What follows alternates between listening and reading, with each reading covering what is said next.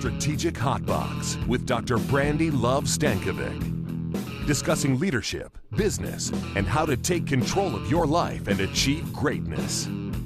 From the streets of Las Vegas, energized, informed, and never diluted. It's time to kick some ass. Welcome to the Strategic Hotbox. My name is Brandi Stankovic, and I am an organizational change consultant, and I have worked primarily in the past with financial institutions and nonprofits, and we're going to meet a CEO of one of those financial institutions here very shortly. But I'm also the mommy of a couple beefcakes, so we're actually going to see one of those little beefcakes today as well, which is really, really exciting. So today's episode is called the Leadership Pro Forma. And we have an awesome guest here with us. His name is Joe Schroeder. He is a CEO, longtime CEO, and we're going to have some fun with him. But before we do, I want to intro you to the segments and kind of frame our discussion of the Leadership Pro Forma. So we have three segments in our podcast, as you are getting to know very well, because I'm sure you've listened to all of the other ones prior to this one. The first is the Learn segment. It's a leadership challenge or something that's happening in the businesses that I work with or the organizations that when you send information to us. The second is the Love section. The Love section. It's relationships, it's team building, it's how to network and how to utilize subject matter experts to get some of that information. And the third is Kick Ass. It's all about execution. It's time to make things happen. Today is the day. Today is the day to change, to make things go differently, to start doing something differently. It's in execution that things are changed. It's in execution that differentiation is created. I was talking to a friend at dinner the other night about that very thing. It's not talent or being blessed or being a certain way that makes somebody different or special. What makes people special is hard work. What makes me good at my job is that I work harder than anybody else. What makes Joe awesome, we're going to learn about, is because he's worked his butt off for a very long time. And that's important. So the Leadership Pro Forma today, pro forma in general is a projection, right? We do pro formas when they're commonly used, as you may know, in forecasting. So we'll use them in business plans and strategic plans. We'll do them in order to find out what's going to happen in a financial standpoint, out 5 years, 10 years, right? So we'll want to take a look at what's going to happen if we want to see what's going to happen in a business unit or what's going to happen in a contingency plan or something to that effect. And we often don't project our leadership enough. And what I mean by that is say what's going to happen in our lives in the next 5 and 10 years. I want to visualize what's going to occur in our lives. Now, we may set goals for ourselves or our family, but we don't commit to this visualization and say, okay, I'm going to put it all in, set a pro forma, and then do a variance based on that, right? Now, let me show you an example of how powerful it could be if you did set a projection out 5 years. This is a picture of Morlake Akinason. Now, by the time that you're listening to this production, you're probably going to have she's a household name, but she's a United States track and field runner. And in July 2011, she tweeted, in 2016, I will be 22, graduated from a school I have not yet chosen, and I'm going to the Olympics. And here we are in 2016, and she wrote that she tweeted that 5 years ago, and she is going to graduate from Texas in December, and she's going to the Olympics next week, and she obviously tweeted that in July. And that's amazing. And like I said, by the time that you watch this, I bet that she's already won some events, or she certainly has competed in a couple of events. So by the time, really that you're doing is go Morlake, essentially. But what's so powerful about this is that she put that out there. She said, boom, I'm going for this. And I love that. Aim high, achieve goals, set goals, make shit happen, right? So often we don't do that. We don't put ourselves out there because, what if something happens? What if something comes up? Well, if something comes up, you change it up. Right? Like you would do anything. And I think so often we end up getting kind of consumed by the operational, consumed by the fact that things could just come up. And yeah, things could come up, but that's life. right? And you'll be able to be flexible or nimble. That's what makes a good sports star. That's what makes a good track star, is that they keep running, right? If something comes up, or if on the field, they can move around obstacles and things. That's what we got to do. I mean, we got to keep pushing and keep making things happen. So the final kind of piece in this that I want to share before we turn it over to our discussion with Joe is that a couple strategies on how a leadership pro forma would look, or how that kind of takes place. One is to continually conduct a personal SWOT. I'd imagine all of you guys know what a SWOT is, but the happen chance that you don't, a SWOT is strengths, weaknesses, opportunities, and threats, right? So just doing a personal SWOT over and over. And I think that that's important because people get lazy. I get lazy. We all get lazy. Well, I don't actually ever get lazy. My husband wishes I got lazy a little bit more than I did. It usually takes a gnarly hangover for me to get really, really lazy. But nonetheless, do a personal SWOT once in a while. And the idea that to get yourself going of where it is that you want to be and how it is that we can, shift the focus if you need to shift the focus. The second piece is a life plan. And I think a life plan is important because it's a whole self perspective. I ask my staff to create a life plan, the people that work with me, my team, my colleagues, my peers, my staff, to do a life plan because it includes their spiritual self, their social, their personal, their home, their family, whatever it is, their health, right? Their money, their career, all those pieces. Because at the time that they spend with me, I want to help them achieve their career goals, but I also want to help them achieve their life goals because it's all the same. Life balance is just baloney from my perspective. Really, it's all just one achievement. And how is it that we're going to help each other go after that?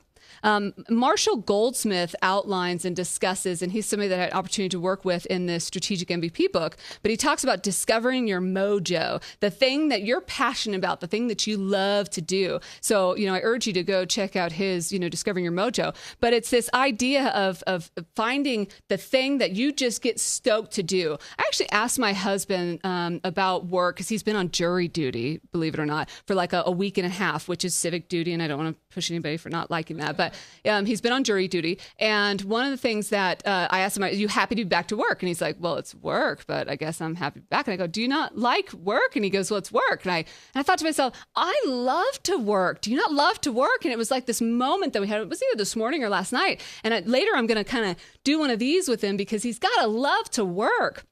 There's a funny quote that in the process of writing the book, we also got to interview some pretty amazing people. And one of those was Warren Buffett. And he said, putting off your passion is like saving up sex for old age. It's just not a good idea.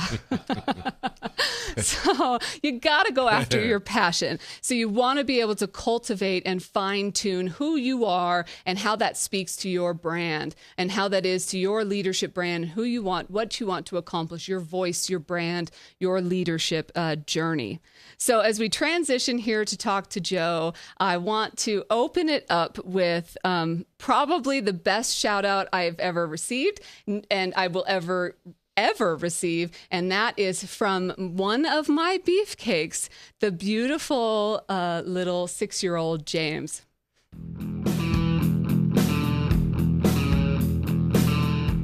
You're listening to my mommy on Strategic Hotbox. Listen up, because she's smart and cool. What are you waiting for? What are you waiting for? If a 6-year-old says that you're cool, I mean, I feel like that's a massive accomplishment. But my baby, he's absolutely delicious. So thank you to my Deuterama, James. And with me as a mom rooting him on, I feel like he'll be taking over the world in no time. At this point, I would like to introduce a good friend and also, I feel like, part of the family, Joseph Schroeder, Joe Schroeder. He's the president and CEO of Ventura County Credit Union, which is now over $700 million in assets and serving over 70,000 members in Southern California. Now, you've been a CEO for a number of years in many institutions, as well as a coach and a dad and a community leader. And we were just laughing a contestant on the dating game, and a dancer, and also like a Dancing with the Stars Ventura. Was that salsa? What did you do? That was salsa dancing. Oh, and so what's your favorite role then? Is it boss or is it salsa dancer? It's definitely not salsa dancing. That moment scared me more than anything I've ever done in my life. In all the Really? athletic events where a free throw with 1 second left, the game is tied, none of that compared to how frightened I was For salsa dancing in front of a couple thousand people and searching for my inner Cuban, and I am still looking for that person. Oh my gosh. So when it comes to leadership and salsa dancing, what items in your kind of journey, your background, experience really have shaped your style? What's your style? Yeah, probably I was really fortunate to have just unbelievable parents, and that's where it all started. And the parents can get in your way, but mine didn't, and they allowed me to fail. My dad was really big about, he never rushed out after a game and hugged me. He was a man that thought that it was okay to fall down. You just got to, because that's what's going to happen in life, and dust your pants off and get up, and what are you going to do about it? He was famous for, hey, let's feel sorry for you for 10 minutes and then get over it and do something. And that had a lot to do. And then I was really lucky to go to Catholic schools, and they had these unbelievable Irish nuns that you knew they loved you, but they were really, really tough on you and would not let you be lazy intellectually. They were going to push you to help you find how good you could be at something. And that just, that mixture of compassion, competitiveness, and push, and not being easy on you really kind of helped me throughout my whole life. Speaking of that, do you think that young leaders today are being pushed enough? I think some are. I think others aren't, and they're not allowed to fail and then get over that failure, because that's all you're going to fail. Sure. And I think people don't set 5-year and 1-year goals because they're afraid they're not going to reach them. Right. Or the economy will crash. Right. And it helped me. So when I went to Cal Poly Pomona, I went there as a walk-on on the basketball team. And so by my second year, I found out something really important to me that really resonated with me for the rest of my life. I found out how good I wasn't. I was not good enough to start on the varsity team. I wasn't. I'd love to be able to blame the coach. It wasn't the coach. It was me. I just wasn't good enough. And we all run into that athletically and even in our careers. Because even if you're brilliant, even if you're Warren Buffett, right? Like Warren Buffett freely admitted, he stayed out of all technology stocks. He just didn't get it. Right. Yeah. And you got to know that and understand that. And then there's ways to manage that and get people around you who are good at technology or good at other areas. But you have to admit that you're not Einstein in all the areas. Do you think that personal accountability is everything? From a scholastic standpoint, they call it locus of control. It's like an internal locus of control. It's random. But I have a very internal, and some have external, where they blame other things. And it drives me crazy when people blame others for things that, instead of saying, what can I do about this situation? It's like that accountability. What role do you think that plays? I think it plays a huge role. And unfortunately, my generation in raising their children too frequently were given trophies away for finishing in 5th place. I mean, in my house, you can talk to my 3 children, there's no 5th place trophies. Now, I get it when you're 5 and 6. Right. In 7 babies and all that. But beyond that, after a while, right, young people need to learn that you get a trophy or a ribbon for 1st place, not for 4th. And it's okay, because at that moment, you have to decide what you're going to do about it. I'll never forget, I have an identical twin. We were in Little League, and we were 11 years old, and I thought I should make the All-Star team. My twin brother made the All-Star team, and I didn't. Oh. And the harder I tried not to cry, the bigger the tears. Oh, no. And we were walking out to the parking lot, and God love my father for this. He didn't hug me. We just walked out, and he looked forward, and he said, well, it's a decision time for you. I think you should have made the All-Star team, but you didn't. So now you can either play baseball for fun and just show up next year, or show every damn coach that they were wrong and be the best player in Little League next year. Good for him. And then he walked off. Didn't say anything. We didn't hold hands, and he How didn't old go. were you? I was 11. Wow. And the next year, I was. You showed him who's Yeah, boss? I did. And Yeah. in fact, it got a little carried away because when we were in the All-Star game, I hit a home run, and the coach didn't bat me in the lineup where I really thought I should be. And so I gave everybody on the team a high five and just went right by the Walk coach. out. Uh-oh. Now, that's not Always the respect you should. right. That's kind of shitty on my part, but that's how intense I was about that. And that's okay. I like intensity, and I'm willing to give people a lot of room. And they're going to make mistakes and maybe say things that they shouldn't say. Right. But that's all right. If you're going to fall down, just keep marching forward. Don't fall down when you're retreating. Right. So what advice then do you have for people that are emerging? Now, that emerging term is so loosely used, so I don't mean it from a sense of young necessarily or untenured. Right. It's more just a C-suite executive that wants your job and that's racing you to your chair. What advice do you have for them? I really think one of the most important skills you can have is to be inquisitive. And to be inquisitive, you have to be prepared so that you can ask the right question. So you got to be really well read. And, whenever I went into a new credit union when I was a CEO, and I've been at 3 or 4, one of the first things I always did is I went in and sat in the call center for a half a day. And then I would turn around and ask the employees, what do the members care about? What are they complaining about? What's right and what's wrong? And, and then just keep being inquisitive, because the mistakes I've made is when I haven't been inquisitive enough. Even I'll be 62 in a couple of weeks. Even at 62, I have to be more inquisitive. Asking the questions. Right. And do you think that people then get beyond themselves? They get a little too cool? I guess they do. I'm not real tolerant with people that are too cool. I love humor, and I think it's just a wonderful tool to have in your toolbox. But the too cool thing is, Do you see people not earn it ever? Yes, it happens. As my dad said, life's not going to be fair. Yeah. But you just need to adapt, and it's not going to be fair. Don't complain about it. Move on. And if you're in an organization that consistently isn't fair, get out of that organization. Sure. Right. Because that will culturally corrupt you. Right. It'll become part of your norm. What's a disaster or something that you've survived, you've learned from, or something that's, like a funny now, crazy then?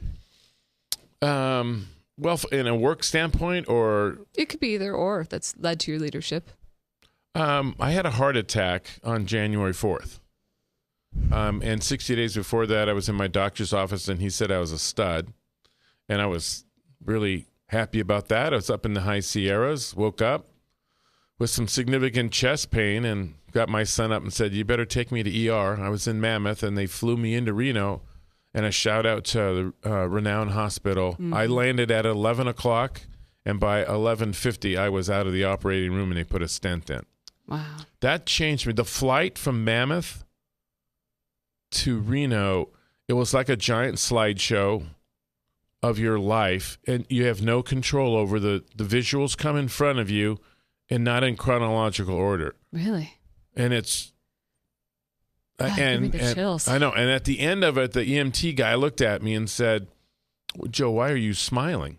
You're having a heart incident. I said, I just went through my life and I'm okay. Not perfect, but I'm okay. And then I looked at him and said, I'm not dying, and I got a lot more to do. But it was a great shot across my bow, depending upon spiritual beliefs and all that. I'm more spiritual than I am religious. But it was, I got a chance to look at my whole life and said, okay, I know I'm not perfect, but I've done a lot of good things. And then that's really helped. It's it puts an unbelievable perspective in your life. Yeah. Making me like, yeah. Can't hide this from the camera. That's all right. Wow, that's intense. And So- I wasn't supposed to have a heart attack because No. I was a stud, right? I Right. mean, that's what I just got told. And Other people had heart attacks, not me. Right. Wow. So, so does you feel reinvigorated for the future? I did, but not on I'm going to work harder. But it was like I became more committed to my personal beliefs about giving back to the community, how I want to treat employees, and how I just want to be a neighbor. Mm-hmm. I love that. I'll tell one story about it that has really helped me in my life. So when I was 17, 18 years old, I was just getting out of high school, going to college. I worked at the Johnny Wooden basketball camps, and so some weeks I wasn't at the camp. So one week I came home, my dad said, "Hey, you've got to need to help Mrs. Williams and paint her house." Mm-hmm. She's one of our neighbors. Well, her name was Wiggy. And everybody has a Wiggy on their block. Nobody liked her. If your ball went on her yard, she would come out and steal it. And nobody liked Wiggy. So here I am, 18, and my dad said, she's a widow, and she's, we weren't wealthy. We were very, very middle class, and Mrs. Williams didn't have a lot of money, so I painted her house, and she paid me like stupidly low money and micromanaged me straight to hell. And I got that done, and then my dad said, "Well, how much did she pay you?" And I said, whatever it was, $240. My dad reached in and gave me $240 of his own money. Wow. Never told Mrs. Williams. And I said, "Dad, Mrs. Williams hasn't been a close neighbor to us." He goes, "It's the right thing to do, Joe." And I didn't realize it at the time. I so realize that now. And sometimes you have to do things for people around you that's just the right thing to do, even if they would never do it for you. Right. I love that. And it's just, now I get it. And so my mom and dad were more, I'm going to show you rather than tell you. Mm-hmm. I love that. So one final takeaway for advice for leaders. Be overly prepared, listen, and then be inquisitive and keep asking questions. I love that.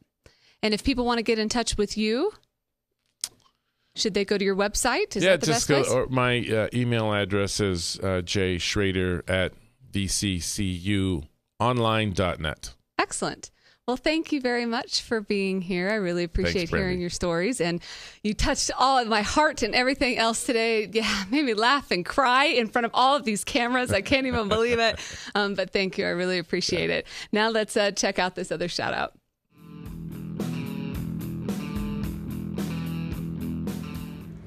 Hey y'all, my name is Jared Freeman. I'm the President and CEO of ASC Credit Union, and you're listening to Brandi Stankovic with the Strategic Hotbox. Hope you enjoy.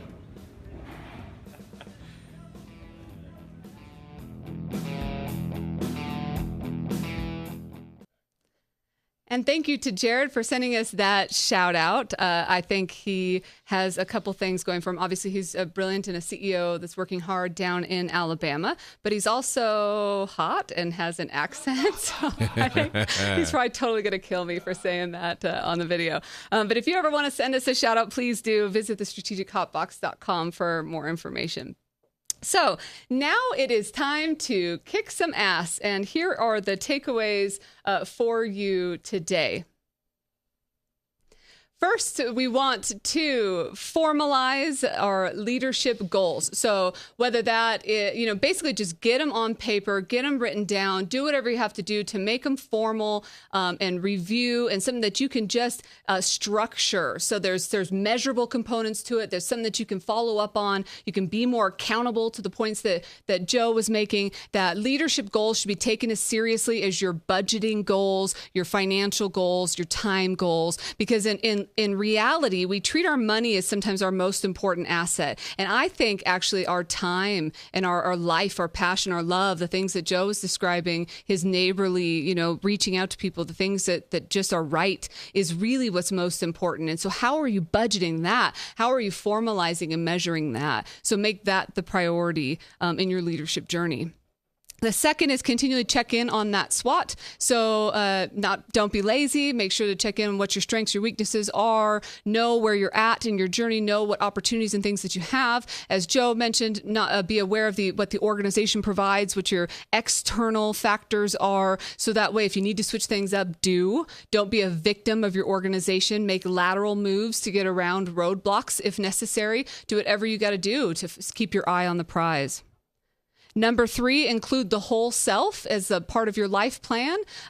Don't forget to include the family, the children, the life, the social, all of those aspects included in the money and the career. Many of you guys do that anyway, but I think that sometimes our social capacities, looking out for you, our health, some of those things are just as important because as we learned in our, what the stories that Joe shared, some of that can be taken away or changed significantly in an instant, even after we just aren't. It's so when we're in this moment of thinking that we're a stud or thinking we're invincible or just thinking that we're healthy. But I mean, even not even having higher expectations of just thinking that we're healthy, things can change. And so be open to the moment of including the whole piece and knowing what we want to accomplish. Discovering our mojo, our passions, the things that make us love what we do every single day. Don't save that. Don't have contingency plans. People always talk about, I will do this once the most common ones are things like, once I lose 5 pounds, I'll be happy, or I'll be doing these different things, or once I, whatever. Don't do that. Do those things now, because if you don't, life could go by. Years could go by. Use the fine china. I mean, what if the kids mess up the couch? Whatever, right? I mean, I think at the end of the day, you have to live, because if you don't get the opportunity, then you'll have wished you would have. And finally, cultivate that personal brand. Find out what it is that you want to be accomplishing, whether it's to be the broader neighbor or to go after life or to spend more time with family or to accomplish these different leadership goals. I think really understanding that brand, those passions, all of that just really comes to become the grander leader. And it really is the pro forma. Project that in the future. Take a look at the Morlake and things that she's accomplishing based upon what she's projecting. And she's going after it. She's stopping at nothing to make that happen. I had the opportunity to see Magic Johnson speak at a conference, and he had that same just relentless drive that he would watch videos of himself and say, okay, here's what I did great and here's what I didn't do great, and then would fix it and would spend hours after everybody else had stopped practicing, hours on just those things until he got better at that, because it was important to him to improve. And that's key. I mean, if you really want something, do it. I was talking to somebody the other day that was just a crazy hard worker, and they're like, oh, I don't really drink. If I had more time, I would, whatever. Like, if you wanted to drink, you would. Quit saying blah, blah, blah, blah, blah. Because if you wanted to drink, you would, right? If somebody wants something, they do it. Almost all people, if they're tired in the afternoon and whatever, and you got a call from a significant other that something was wrong with your children, something was wrong with somebody that was really important to you, you'd have enough energy to stand up and take care of it. Right? We've talked about this idea before, but that energy is inside of you. You can guarantee that when Joe made the call to his son, even if it was in the middle of the night or late at night, he was up, he was there, he was taking care of it, he was doing whatever his dad needed in that moment. Because that's what you do, right? And if that energy is there inside of you, use it. Use it on the things that you want to be accomplishing. No more excuses. No more excuses. It's time to make things happen. It's time to kick some ass.